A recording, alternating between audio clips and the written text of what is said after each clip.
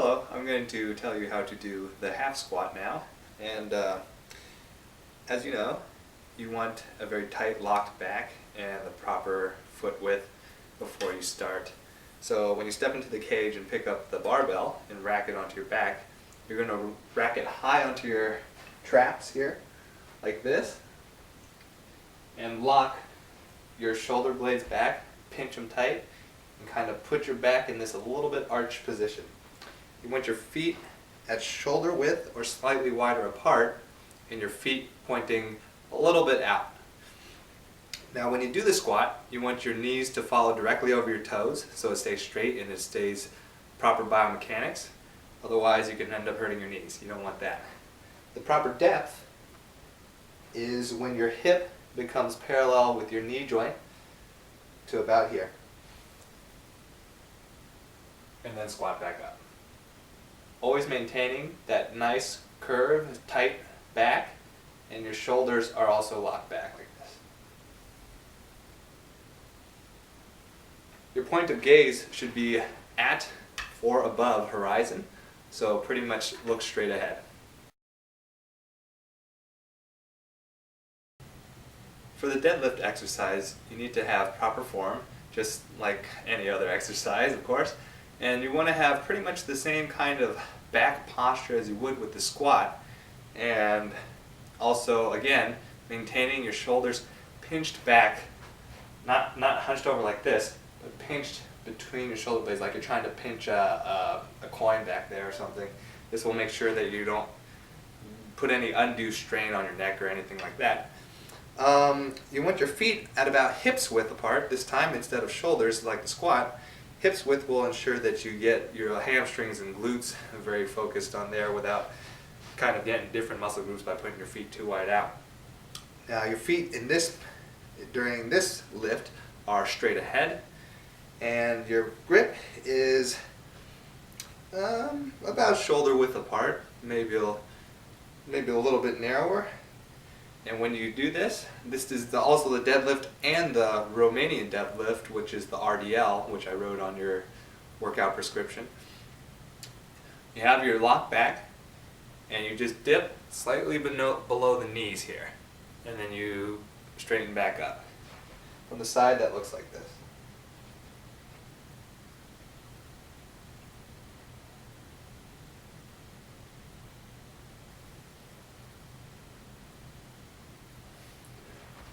You always want to make sure you keep the bar close to your body and you let it brush down your thighs and then pull it back up. Now I'm going to demonstrate the delt flies. What this will work out is the anterior, lateral, and posterior deltoid. Now, when I'm using pink weights because my shoulder's injured, so I can't really lift much more. But anyways, you're going to have your feet at about shoulders width apart, a slight flex in the knee.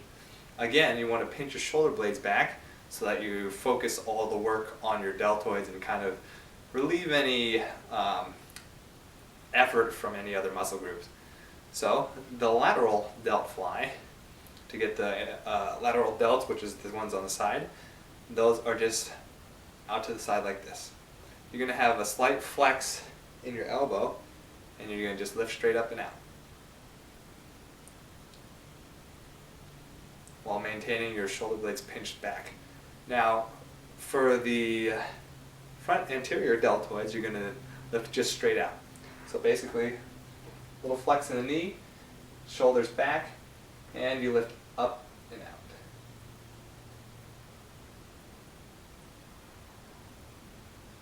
Now for this last delt exercise, it gets kind of like the middle between your two scapula, your two wing blade, whatever you call it, and you're gonna pretend like you're kind of doing like a Romanian deadlift, except you have your feet in the proper position. You can be anywhere between hips and shoulder width apart. You're gonna bend over like this, kind of get your chest towards the ground, and you're just gonna lift out like that, with perhaps a freeze at the top. But you want to pinch your shoulder blades for this delt 21.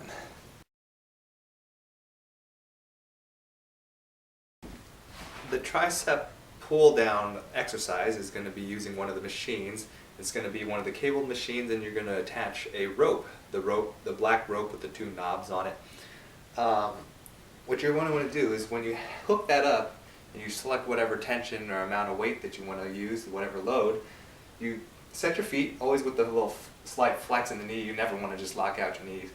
You're going to take that weight, you're going to grasp one end of the rope in one hand, the other end of the rope in the other hand, and you're going to face forward and then extend your arms and flex your tricep at the end of the stroke. And then recover back to 90 degrees.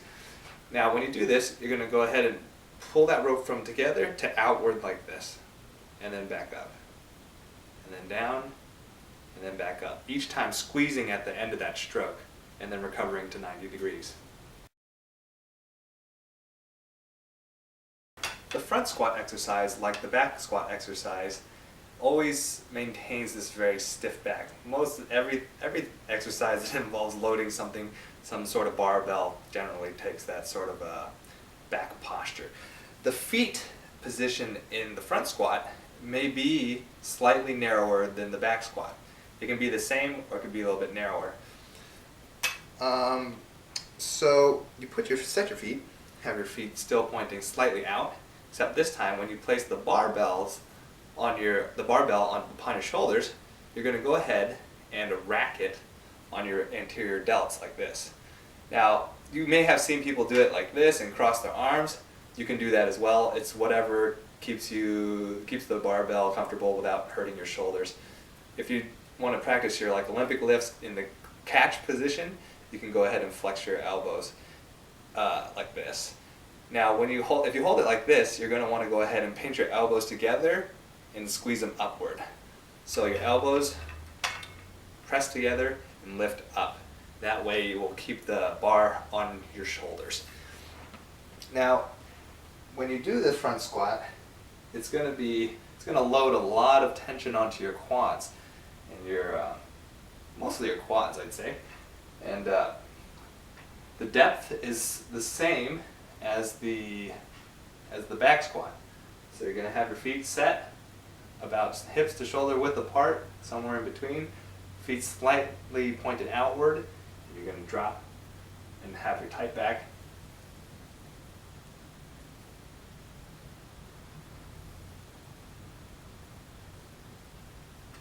And you want to make sure that you're, like the other squatting exercise, that your knees follow directly over your toes.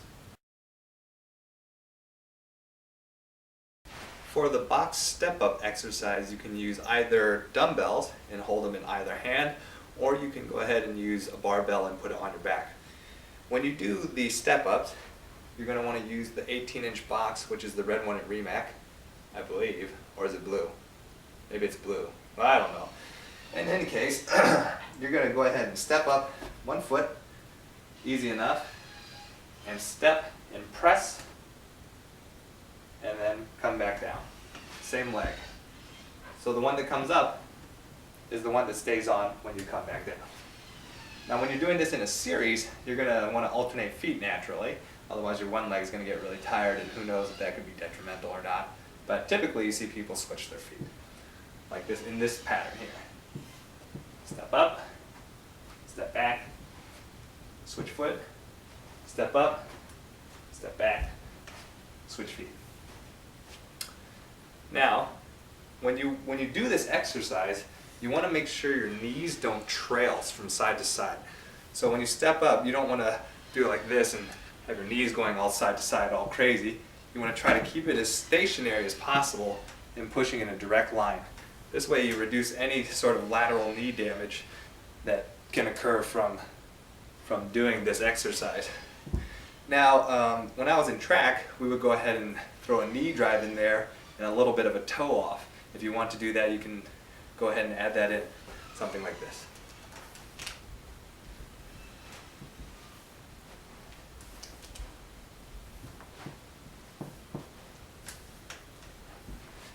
I don't know about the toe off, because that kind of hurt. But yeah, you can definitely do the knee drive. The seated row exercise is also an exercise using the cable machine. It's the one that has a chair kind of like this, and it has a base plate for your feet where you put them out like that. And then you'll have this kind of a triangular small thing with two handles like this. I'm sure you've seen it before. And it's a rigid handle. It's just small. When you grab that cable and set your load, you're going to go ahead and pull, keep it tight back again, and focus on pulling that low, just below your sternum. And you pull it until it touches just like this. It'll get kind of the back here. Now when you do it, you want to avoid rocking like this and focus more of just being on the delts there on the back. So you'll pull it straight to the middle of your chest.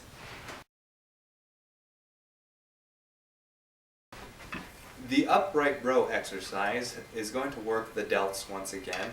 What you're going to want to do with your feet is place them about hips width apart with a slight flex. Pinch your shoulder blades back as usual for most of these exercises involving the upper body. And you're going to want to hold the barbell a little bit narrower than shoulders width. Now what you're going to do is you're going to lift your elbows up and out and try to get them parallel to the ground, much like this.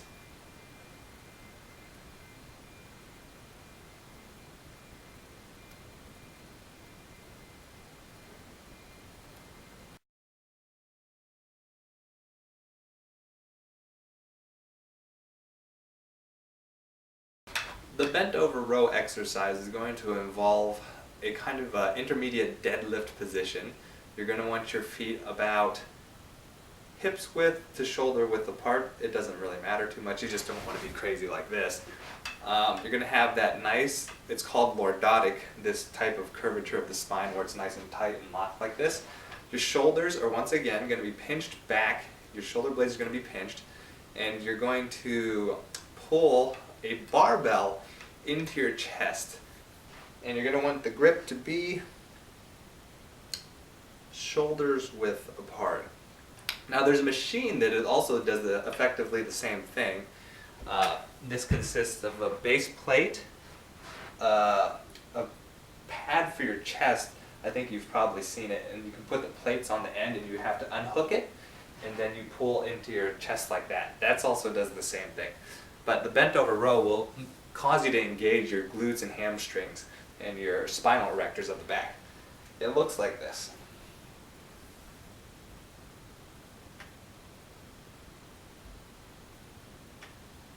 So you just pull the barbell into your chest about here. And that is the bent over row.